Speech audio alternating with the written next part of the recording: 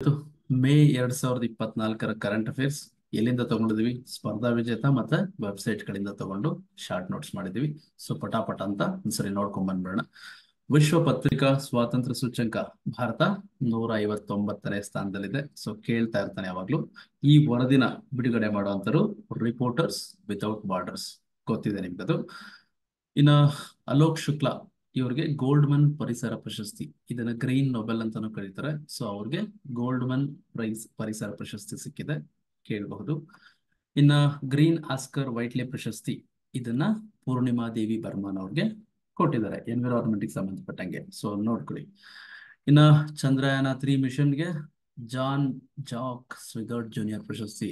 So ಕೇಳ್ಬೋದು, ಏನ್ ಬೇಕಾದ್ರೂ ಕರೆಂಟ್ ಅಫೇರ್ಸ್ ಅಲ್ಲಿ ಎಲ್ಲಿಗೆ ಬೇಕಾದ್ರೂ ಲಿಂಕ್ ಮಾಡ್ಬೋದು. ಸೊ ಈಗ ಹೆಂಗೋ ನಿಮ್ಮ ವಿಲೇಜ್ ಅಕೌಂಟೆಂಟ್ PDOಗೆ 100% ಈ ತರದ ಕ್ವಶನ್ಸ್ಗಳನ್ನ ಎಕ್ಸ್ಪೆಕ್ಟ್ ಮಾಡಬಹುದು. ಸೊ ಚಂದ್ರಯಾನ 3 ಮಿಷನ್ಗೆ ಈ ಪ್ರಶಸ್ತಿ ಕೊಟ್ಟಿದ್ದಾರಂತೆ, ಕೇಳಬಹುದು. ಇನ್ನ ಬಾಹ್ಯಾಕಾಶ ಪ್ರವಾಸಕ್ಕೆ ಆಯ್ಕೆಯಾದ ಮೊದಲ ಭಾರತೀಯ ನಮ್ಮ ಗೋಪಿ ತೋಟಕೂರ್ ಅವರು ಬಾಹ್ಯಾಕಾಶದ ಟೂರ್ಗೆ ಫಸ್ಟ್ ಆಯ್ಕೆ ಆಗಿದ್ದಾರೆ, ಕೇಳಬಹುದು. ಇನ್ನ ಟಾಟಾ ಸಂಸ್ಥೆಯಿಂದ ದೇಶದ ಮೊದಲ ಖಾಸಗಿ ಭೂ ವೀಕ್ಷಣಾ ಉಪಗ್ರಹ TSAT ನ ಉಡಾವಣೆ ಮಾಡಿದಂತೆ, ಖಾಸಗಿಯಾಗಿ ಟಾಟಾ ಸಂಸ್ಥೆಯವರು ಸೊ ಭೂ ವೀಕ್ಷಣೆಗೆ ಈ ಉಪಗ್ರಹನ ಉಡಾವಣೆ ಮಾಡಿದ್ದಾರೆ.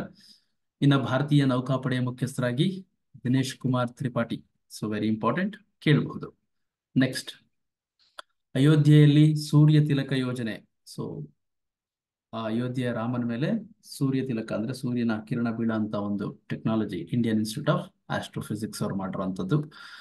ಭಾರತ ಜನಸಂಖ್ಯೆಯಲ್ಲಿ 1ನೇ ಸ್ಥಾನಕ್ಕೆ ಬಂದ್ಬಿಟ್ಟಿದೆ, ಚೀನಾನ ಮೀರಿಸಿ. ಇನ್ನ ಉತ್ತರಾಖಂಡದ ಮನ ಅನ್ನೋ ಗ್ರಾಮ ಭಾರತಕ್ಕೆ ಎಂಟ್ರಿ ಆಗ್ಬೇಕು ಅಂದ್ರೆ ನೀವು ದೇಶದ ಮೊದಲ ಗ್ರಾಮ ಅಂತಾನೆ ಕರೀತಾರೆ. ಎಂಟ್ರಿ ಪಾಯಿಂಟ್ ಅದು ಯಾವುದು? ಮನ, ಕೇಳಬಹುದು. ಆಲ್ರೆಡಿ ಹೇಳಿದ್ದೀನಿ ಲಾಸ್ಟ್ ಕ್ಲಾಸ್ಗಳಲ್ಲೆಲ್ಲ. ಇನ್ನ ಇಫ್ಕೋ ಸಂಸ್ಥೆಯ ನಿರ್ದೇಶಕರಾಗಿ ಕರ್ನಾಟಕದ ರಾಜೇಂದ್ರ ಕುಮಾರ್ ಅವರು ಆಯ್ಕೆಯಾಗಿದ್ದಾರೆ. ಸೊ ಇದು ಜಸ್ಟ್ ತಿಳ್ಕೊಳ್ಳಿ. ಸೊ ಇಫ್ಕೋ ಸಂಸ್ಥೆ ಬಗ್ಗೆ ಎಲ್ಲ ಓದಿರ್ತೀರ ಎಕಾನಮಿಯಲ್ಲಿ. ಸೊ ಅದರ ಒಂದು ನಿರ್ದೇಶಕರಾಗಿ ನಮ್ಮ ಕರ್ನಾಟಕದ ರಾಜೇಂದ್ರ ಕುಮಾರ್ ಅವರು ಆಯ್ಕೆಯಾಗಿದ್ದಾರೆ. ಇನ್ನು NSG ಮುಖ್ಯಸ್ಥರಾಗಿ ನಳಿನ್ ಪ್ರಭಾತ್ ಅವರು ನೇಮಕ ಆಗಿದ್ದಾರೆ, ವೆರಿ ಇಂಪಾರ್ಟೆಂಟ್, ಕೇಳ್ಬೋದು. ಆಮೇಲೆ ಸಾರಾ ಅಂತ ಅಂದ್ಬಿಟ್ಟು ಈ ಹೆಸರಿನ ಡಿಜಿಟಲ್ ಹೆಲ್ತ್ ಕೃತಕ ಬುದ್ಧಿ ಮತ್ತೆ ಒಂದು ಟೆಕ್ನಾಲಜಿ. ಸಾರಾ ಅನ್ನೋದು ಒಂದು ಅಪ್ಲಿಕೇಶನ್ ಅನ್ಕೊಳ್ಳಿ, ಅಲ್ಲಿ ಏನಾದ್ರೂ ನಿಮ್ಮ ಹೆಲ್ತ್ ರಿಲೇಟೆಡ್ ಇಶ್ಯೂಸ್ ಕೇಳಿದ್ರೆ ಅದೇ ಆನ್ಸರ್ ಮಾಡುತ್ತೆ, ಆಯ್ತಾ? ಈ ಚಾಟ್ GPT ತರ. ಇನ್ನು ವರ್ಲ್ಡ್ ಎನರ್ಜಿ ಕೌನ್ಸಿಲ್ ಅದರ ಮೀಟಿಂಗ್ ನೆದರ್ಲ್ಯಾಂಡ್ಸ್ ನ ರೋಟರ್ಡ್ಯಾಮ್ ಅಲ್ಲಿ ಮೊನ್ನೆ ರೀಸೆಂಟ್ ಆಗಿ ನಡೀತು. ಇನ್ನು ಗುಕೇಶ್ ಇವ್ರಿಗೆ ಫಿಡೆ ಕ್ಯಾಂಡಿಡೇಟ್ಸ್ ಪ್ರಶಸ್ತಿ, ಅಂದ್ರೆ ಚೆಸ್ ಅಲ್ಲಿ ಕೊಡುವಂಥದ್ದು ಫಿಡೆ ಕ್ಯಾಂಡಿಡೇಟ್ಸ್ ಪ್ರಶಸ್ತಿ ಸಿಕ್ಕಿದೆಯಂತೆ, ಕೇಳಬಹುದು. ಇನ್ನು 2024 ಒಲಿಂಪಿಕ್ಸ್ ಪ್ಯಾರಿಸ್ ಅಲ್ಲಿ ನಡೀತಾ ಇದೆ, ಗೊತ್ತಿದೆ ನಿಮ್ಗದು. ರೀಸೆಂಟ್ ಆಗೆಲ್ಲ ಸ್ಟಾರ್ಟ್ ಮಾಡಿದ್ದಾರೆ. ಇನ್ನು ವಿಶ್ವದ ಅತಿ ದೊಡ್ಡ ಏರ್ಪೋರ್ಟ್ ದುಬೈಯಲ್ಲಿ ಬರ್ತಾ ಇದೆ, ಸೊ ಇದು ಕೂಡ ಕೇಳಬಹುದು. ಅಮೆರಿಕದ ಕಂಟೆಂಟ್ಫುಲ್ ಕಂಪನಿ ಅಂತ ಒಂದಿದೆ, ಅದರ CEO ಆಗಿ ನಮ್ಮ ಕರ್ನಾಟಕದ ಕಾರ್ತಿಕ್ ರಾವ್ ಅವರು ನೇಮಕ ಆಗಿದ್ದಾರೆ. ಸೊ ನಿಮ್ಗೆ ತಿಳ್ಕೊಬೇಕಾಗತ್ತೆ, ಯಾಕಂದ್ರೆ ನಮ್ಮ ರಾಜ್ಯದವರು ಅಥವಾ ನಮ್ಮ ದೇಶದವರು ಏನಾದ್ರೂ ಅಚೀವ್ಮೆಂಟ್ ಮಾಡಿದ್ರೆ ಅದು ಕರೆಂಟ್ ಅಫೇರ್ಸ್ ಅಲ್ಲಿ ಗ್ಯಾರಂಟಿ ಕೇಳ್ತಾ ಇರ್ತಾನೆ. ಸೊ ನಮ್ಮ ಕನ್ನಡದವರೇ ಆಗಿರೋದ್ರಿಂದ ಅಮೆರಿಕದ ಕಂಟೆಂಟ್ಫುಲ್ ಕಂಪನಿ CEO ಆಗಿ ಇವರು ನೇಮಕ ಆಗಿದ್ದಾರೆ. ಇನ್ನ ಕನ್ನಡದ ಮಮತಾ ಅವರಿಗೆ ಜಾಗತಿಕ ಸಾಹಿತ್ಯ ಪ್ರಶಸ್ತಿನ ಕೊಟ್ಟಿದ್ದಾರಂತೆ, ನೆನ್ಪಿಟ್ಕೊಳ್ಳಿ. ಇನ್ನ ಹಸಿರು ಹೈಡ್ರೋಜನ್. ಸೊ ಈಗೆಲ್ಲ ಫ್ಯೂಚರ್ ಅಲ್ಲಿ ಗ್ರೀನ್ ಹೈಡ್ರೋಜನ್ ಬಹಳ ವ್ಯಾಲ್ಯೂ ಬರ್ತಾ ಇದೆ. ಸೊ ಇದರ ಒಂದು ಪ್ರಾಜೆಕ್ಟ್ ಅನ್ನ ಹಿಮಾಚಲ ಪ್ರದೇಶದ ಜಕ್ರಿಯಲ್ಲಿ ಉದ್ಘಾಟನೆ ಮಾಡಿದ್ದಾರೆ, ಕೇಳಬಹುದು. ಇನ್ನ ವಿಪ್ರೋದ CEO ಆಗಿ ಶ್ರೀನಿವಾಸ್ ಪಲ್ಯ. ಸೊ ಇವರು ಇತ್ತೀಚೆಗೆ ನೇಮಕ ಆಗಿದ್ದಾರೆ ವಿಪ್ರೋ CEO ಆಗಿ. ಇನ್ನ ಭಾರತ ಉಜ್ಬೇಕಿಸ್ತಾನದ ನಡುವೆ ಸಮರಾಭ್ಯಾಸ ದಸ್ತಲಿಕ್. ಸೊ ಕೇಳಬಹುದು. ಸೊ ಕೆಲವು ದೇಶಗಳ ನಡುವೆ ಎಕ್ಸಸೈಸಸ್ ಹೆಸರಿದೆ, ಒಂದ್ ಕಡೆ ಲಿಸ್ಟ್ ಮಾಡ್ಕೊಂಡು ಓದ್ಬಿಡಿ, ಪದೇ ಪದೇ ಓದೋ ಅವಶ್ಯಕತೆ ಏನಿಲ್ಲ. ಭಾರತ ಉಜ್ಬೇಕಿಸ್ತಾನ ಅಂದ ತಕ್ಷಣ ದಸ್ತಲಿಕ್ ನಡೀತಾ ಇರುತ್ತೆ ಪ್ರತಿ ವರ್ಷ.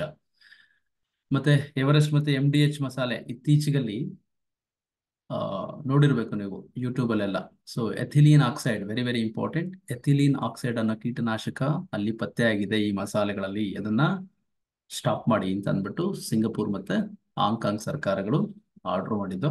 ಸೊ ಅದಕ್ಕೆ ಸಂಬಂಧಪಟ್ಟಂಗೆ ಇತ್ತೀಚೆಗೆ ನ್ಯೂಸ್ ಅಲ್ಲಿ ಇತ್ತು, ಕೇಳ್ಬೋದು. ಎಥಿಲೀನ್ ಆಕ್ಸೈಡ್ ಸ್ವಲ್ಪ ಮಸಾಲೆಯಲ್ಲಿ ಜಾಸ್ತಿ ಆಗ್ತಾ ಇದ್ದಾರೆ ಅಂತ ಅಂದ್ಬಿಟ್ಟು. ಇನ್ನು ಸರ್ವೋದಯ ಮತ್ತೆ ಚಿಪ್ಕೋ ಚಳುವಳಿಯ ನಾಯಕ ಮುರಾರಿ ಲಾಲ್ ಅಂತ ಇದ್ರು, ಅವರು ಇತ್ತೀಚೆಗೆ ನಿಧನರಾಗಿದ್ದಾರೆ, ಕೇಳಬಹುದು. ಕರ್ನಾಟಕ ರಾಜ್ಯ ಮಾನವ ಹಕ್ಕುಗಳ ಆಯೋಗದ ಹಂಗಾಮಿ ಅಧ್ಯಕ್ಷರಾಗಿ ನಮ್ಮ ಶ್ಯಾಮ್ ಭಟ್ರು ನೇಮಕ ಆಗಿದ್ದಾರೆ, ಟೆಂಪರರಿ ಹಂಗಾಮಿ ಚೇರ್ಮನ್. ಇನ್ನ ಈ ಮಾನವ ಹಕ್ಕುಗಳ ಆಯೋಗದ ಅಧ್ಯಕ್ಷರಾಗಿದ್ದಲ್ಲ ನಾರಾಯಣ ಸ್ವಾಮಿ ಅವರು, ಇವರು ಲೋಕಪಾಲ್ ಸದಸ್ಯರಾಗಿ ನೇಮಕ ಆಗಿದ್ದಾರೆ, ವೆರಿ ವೆರಿ ಇಂಪಾರ್ಟೆಂಟ್. ಸೊ ಇಷ್ಟು ಕೂಡ ಸ್ಪರ್ಧಾ ವಿಜೇತ ಮ್ಯಾಗಝಿನ್ ಅಲ್ಲಿ ಇರ್ತಕ್ಕಂಥ ಶಾರ್ಟ್ ನೋಟ್ಸ್.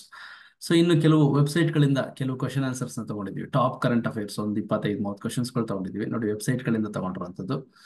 ಸೊ ಇತ್ತೀಚೆಗೆ Indian historical records commission news ಅಲ್ಲಿ ಇತ್ತು, ಯಾಕಂದ್ರೆ ಅದು ಲೋಗೋ ಎಲ್ಲ ಚೇಂಜ್ ಮಾಡ್ಕೊಂಡ್ರು, ಅದಕ್ಕೋಸ್ಕರ ನ್ಯೂಸ್ ಅಲ್ಲಿ ಇತ್ತು. ಅದು ಸಂಸ್ಕೃತಿ ಸಚಿವಾಲಯ ಅಂದ್ರೆ ಕಲ್ಚರ್ ಮಿನಿಸ್ಟ್ರಿ ಕೆಳಗಡೆ ಬರುತ್ತೆ.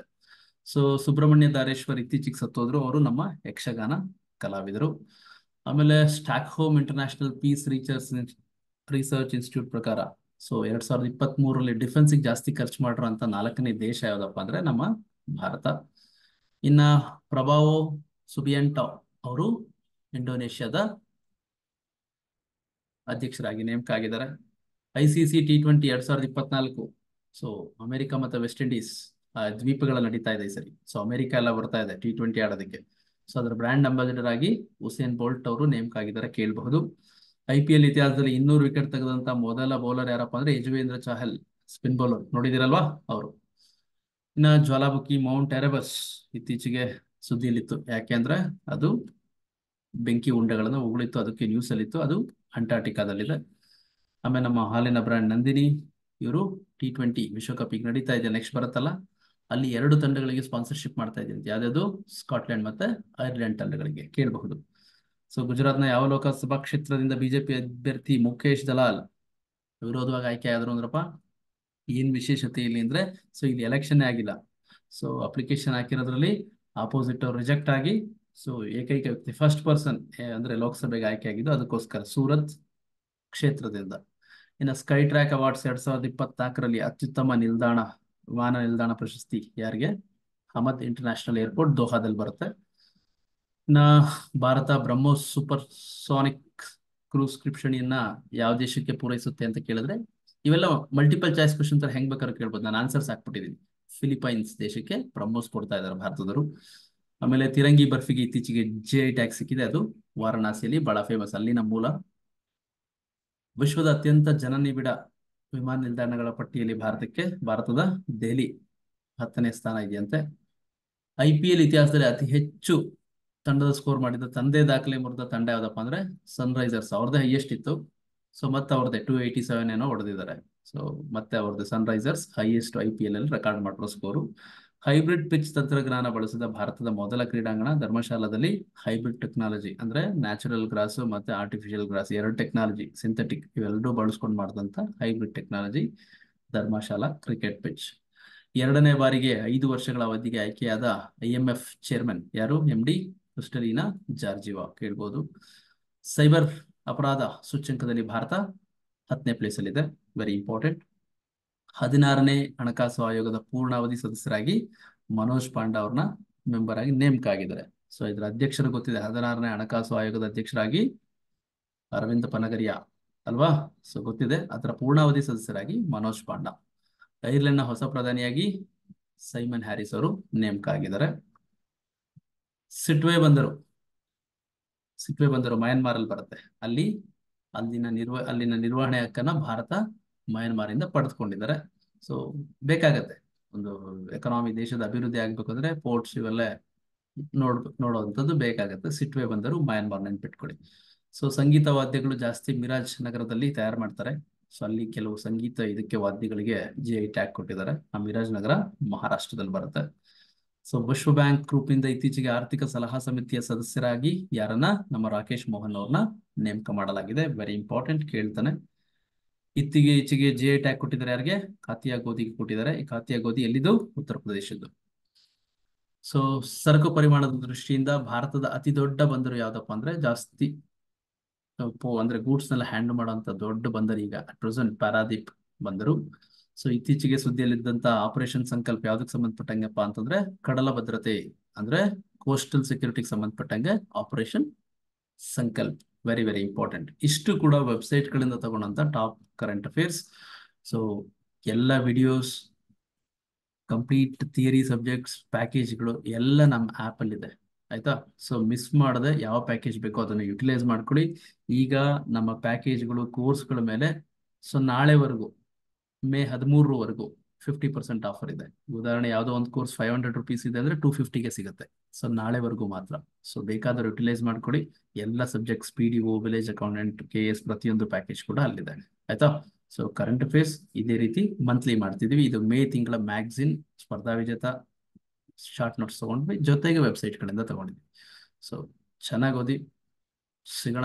ಮತ್ತೆ ಯಾವ್ದಾದ್ರು ಹೊಸ ವಿಚಾರನ ತಗೊಂಡು ಅಂದ್ರೆ ಹೊಸ ಸಬ್ಜೆಕ್ಟ್ ಯಾವ್ದಾದ್ರು ಡಿಸ್ಕಸ್ ಮಾಡೋಣ. Thank you very much. Bye, take care.